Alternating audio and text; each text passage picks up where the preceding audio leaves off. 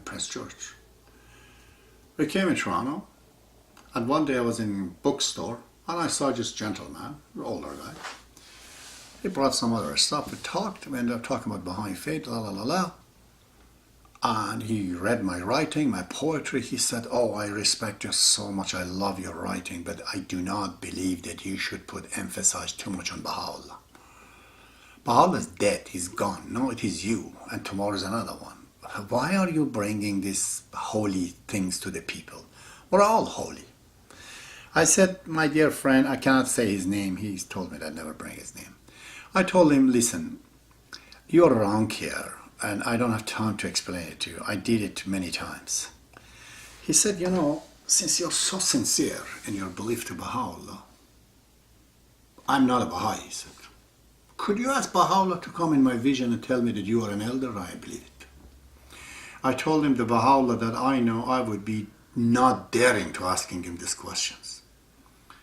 Because if it is necessary, he would. I'm not like a little child to go to him, tell him, "Daddy, daddy, do this, do that." I don't do that.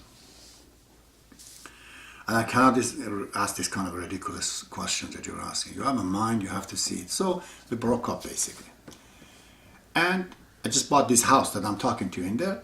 He called me, he said, "Oh, I had a very strange vision and a dream. I have to talk to you." I told him, "All right, I'm in the middle of the work, but I'm willing to listen. Go ahead." He said, "I had a vision that I'm in a grassland and certain people are coming off the ground, which seems there had to be stairs or something from underground. And they have a coffin on their head, shoulder they're bringing, black, wearing black." And I asked him, "Who's this coffin?" They said, "Coffin belonged to Abbas, he's dead." I said, "Oh my God, he was a young fellow. He was telling us if we don't believe we're going to die in 2005. How did he die? Please, let me see his face once." They said, "No, he's dead. We can't let you to do this, but we're going to put him in the grave. So we're going to take the coffin right out and you can have another look if you like to." I went along, they dig the land, they put the coffin down. I felt such a pain, he said, in my heart. I said, "There's nobody even to pray for this man. And he's such a genuine Baha'i." And he says, as soon as I said, I turned back and I saw Baha'u'llah. He exactly said, a short man with broad shoulder and penetrating eyes. And to me, I just totally lost myself. I knew he's Baha'u'llah. He said, I said to him, "Master, sir, this Abbas was a young fellow. It was such a pity he died so early." He said, "Baha'u'llah told me that, no, he is not a young man. He is an elder. Look." And then he put with his hand like that, the top of the coffin went away, and there you were. You had a beard, he said, a little beard, and your face, totally you were alive. He said to Abbas, "It's the time now, get up." You got up of the coffin and prostrate in front of Baha'u'llah, and then you started going, and all the Baha'is that came to bury you, they followed you. And he was going at the end, putting his hand behind his back and walking, and I was along with him. I asked him, "Baha'u'llah, Master, why are you at the end of the processions? You're the master." He said, "No, we are the, how do I translate it in English?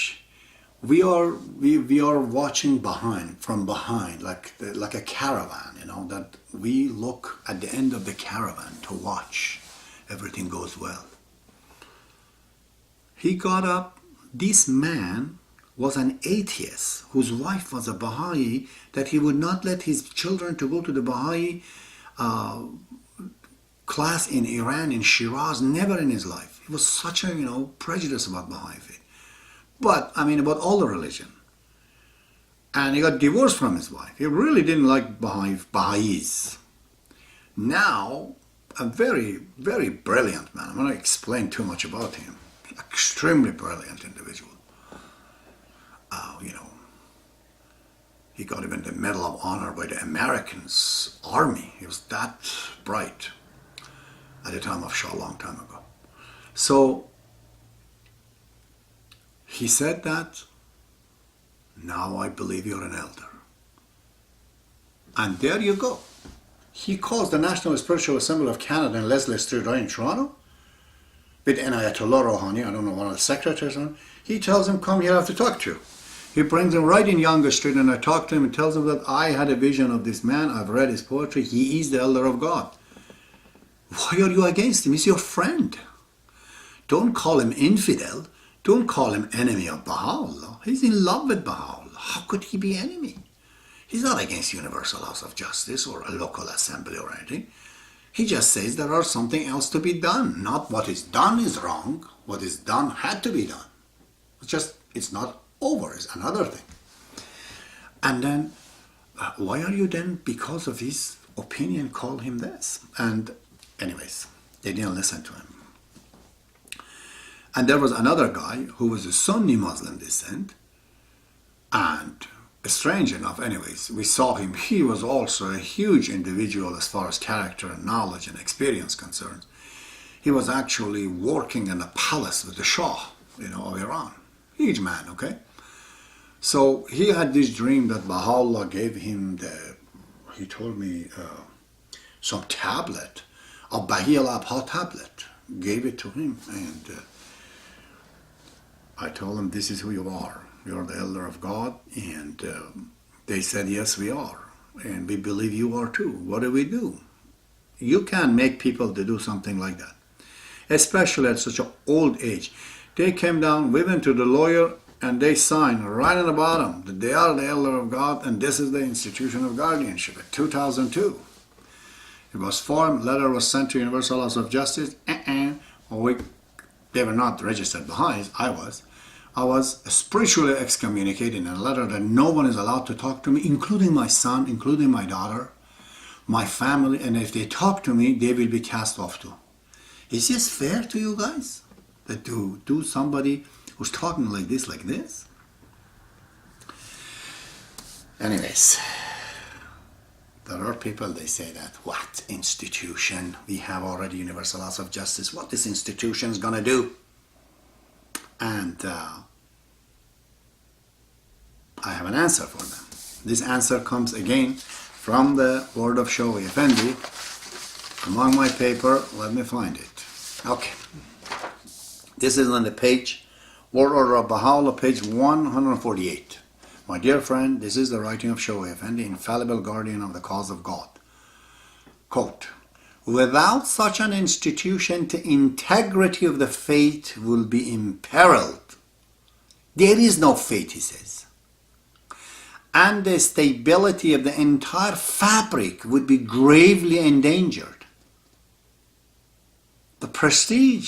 Its prestige would suffer. The means required to enable it to take a long and uninterrupted view over a series of generations would be completely lacking.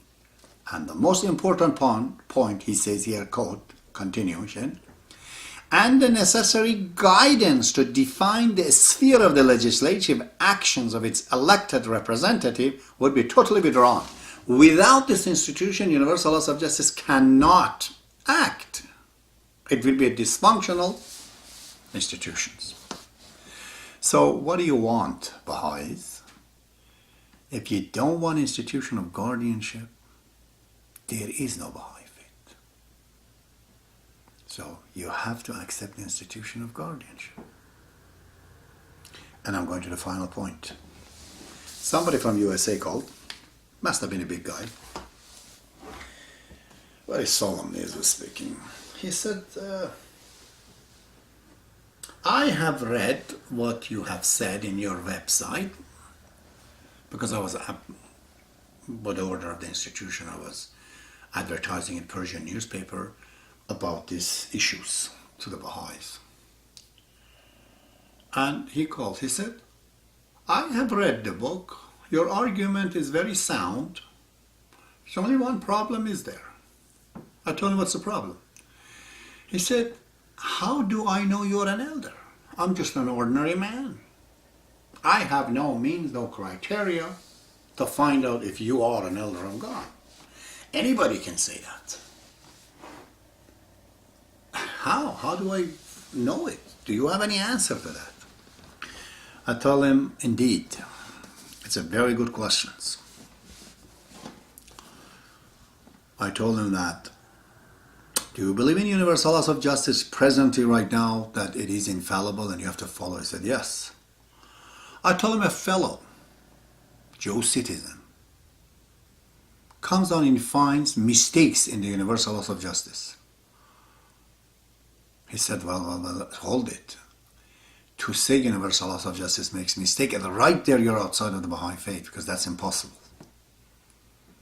I told him, well, you have a brain, isn't it? Baha'i faith, you have to investigate the truth. You have a brain, I'm not there. You're there, and you can see, oh yeah, there's a mistake. Big one, not a little one. What do you do? He said, a person who finds a mistake like that must be the next prophet of God. I told him, well, this guy, Joe Citizen, says, I'm not a prophet of God, I'm just an elder. If he can find mistakes in the universal laws of justice, don't you think he's higher than universal laws of justice in the faculty of understanding and being a specialist in the matter of the faith? Not that he's a person for the people to follow him personally, no, but his word, what he says, doesn't it make him higher than universal laws of justice? He's quiet. He says, what is the occasion anyways? I told him, universal laws of justice says the interpretations of the Shoghi Effendi is the statement of truth that cannot be varied. Universal laws of justice, you can't change the writing of Shoghi Effendi because it's infallible. When they say that, they go change the Dar al-Wilayah, the House of Guardianship, and they make it the House of Research and Study, and reducing its power, which is standing in complementation and confirmation to universal laws of justice, they make it a House of Research, a Committee of Research and Study of the Faith, something that's subservient and obedient to universal laws of justice. Whereas these two institutions, they run parallel. One of them cannot read the word order of Baha'u'llah, Baha'i dispensation, you'll find out this institution, one cannot infringe upon the right of the other one. Shoghi Effendi clearly says, if the statement of universal laws of justice, according to them, if you can't change the writing of Shoghi Effendi, when you say that you can't change it and then you change it, what do I think of you? Then you don't know what you're doing. You're not even aware of what you're doing. A counselor, Qadirian, counselor of Universal Laws of Justice, he talked to me. Never I received any letter from Universal Laws of Justice. He said that they have repudiated your belief and they say you are fallacious and you're wrong and this and that. I told him, how so? They said, you're saying there are 5 elders. There had to be only 4 elders. I said, oh, how? He said, well, I'm asking them to send you an answer. They didn't send me an answer, they sent it to him, and the answer is as follows. Bob and 18 letters of living makes 19 elders, but Abdul Baha also elected another person, his name is Vakil ad-Dawlat, the cousin of the Bab, who built the first Baha'i temple in Turkmenistan, Ashgabat, and Abdul Baha calls him one of the elders. They said, okay, 19 there, and this is 20, so there has to be only 4 elders remain. Why do you say 5?